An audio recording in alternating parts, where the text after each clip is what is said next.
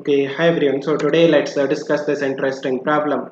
So it says the whole of a radius r1 is made centrally in a uniform circular disk of thickness d and radius r2.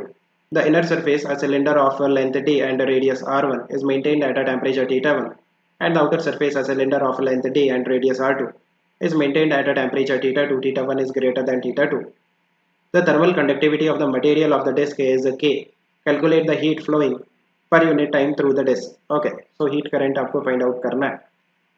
अब देखो हमारे पास एक hollow disc है और you can say hollow cylinder है ना, same ही चीज़ है. इस तरह से होगा. जो अंदर वाली रेडियस है दैट इज R1, जो बाहर वाली रेडियस है दैट इज R2, एंड जो थिकनेस है इस हॉलो सिलेंडर का that is given D, something like this. Now ये कुछ इस तरह से होगा. आप देखो जो अंदर वाली सरफेस है ना, इनर सरफेस, उसका टेम्परेचर θ1 है एंड आउटर सरफेस का टेम्परेचर θ2 है and θ1 is greater than θ2. So we can say जो हीट है वो हाई टेम्परेचर से लो टेम्परेचर की तरफ मूव करती है. सो इस केस में जो हीट करंट आएगा that will be from inner surface to outer surface, अंदर वाली सरफेस से बाहर वाली सरफेस की तरफ, इस तरह से रेडियली आउटवर्ड डायरेक्शन में हीट करंट आएगा. राइट. नाउ आप देखो, लेट्स से मैं आपको टॉप व्यू दिखाता हूँ. इस तरह से आप देखो, ये आपको मैं टॉप व्यू ड्रॉ करता हूँ. अंदर वाली रेडियस R1 है, बाहर वाली रेडियस R2 है, एंड जो थिकनेस है ना इस हॉलो सिलेंडर का वो इस पेज के परपेंडिकुलर है ना, इस पेज के पीछे. You can feel it. And जो हीट करंट आएगा वो अंदर वाली सरफेस से बाहर वाली सरफेस की तरफ इस तरह से रेडियली आउटवर्ड डायरेक्शन में आएगा. नाउ हमें हीट करंट का वैल्यू फाइंड आउट करना है. आप देखो जो फेमस फार्मूला है कि A delta T divided by length, ये फार्मूला आप यूज़ नहीं कर सकते बिकॉज यहाँ पे जो क्रॉस सेक्शनल एरिया है जिसके अक्रॉस से हीट करंट आएगा वो कांस्टेंट नहीं है. लाइक आप देखो जो अंदर वाली सरफेस है वहाँ पे कितना क्रॉस सेक्शन है, that is 2πr1 into D. Right, जो कर्व्ड सरफेस एरिया है. सिमिलरली बाहर वाली सरफेस पे कितना क्रॉस सेक्शनल एरिया आएगा, 2πr2 इंटू डी, है ना. ये जो कर्व्ड सरफेस एरिया आएगा जिसके अक्रॉस हीट करंट आएगा. You can feel it. Right.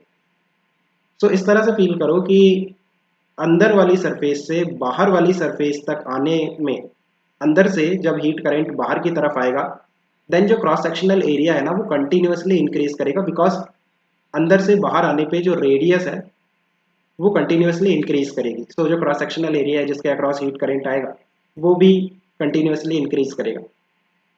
सो जो क्रॉस सेक्शनल एरिया है वो कांस्टेंट नहीं है. That will be a function of let's say x, kind of radius का फंक्शन होगा.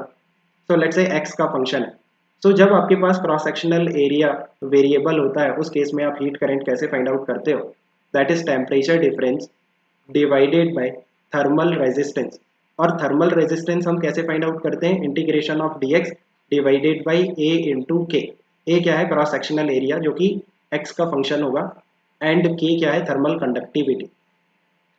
तो हम क्या करेंगे, पहले हमें आप देखो किसी डिस्टेंस x पे जाके इस तरह से dx थिकनेस का एक सर्कल ड्रॉ करते हैं. x पे जाके dx थिकनेस का एक सर्कल मैंने ड्रॉ किया. नाउ x पे कितना क्रॉस सेक्शनल एरिया है, that will be 2πx into D. Right. 2πx क्या है, जो पेरीमीटर है इस सर्कल का, into D that is the thickness. So ये आ गया कर्व्ड सरफेस एरिया जो कि क्रॉस सेक्शनल एरिया होगा किसी डिस्टेंस x पे. So you can just put the value. आप देखो यहाँ पे dx डिवाइडेड बाई a की जगह आएगा 2πx into D and k is nothing but the thermal conductivity, है ना. और इंटीग्रेशन कहाँ से कहाँ करना है, R1 से लेकर के R2 तक. सो ये काफ़ी सिंपल है. आप देखो 1/2 डी और k तो बाहर आ गया, वो कांस्टेंट है.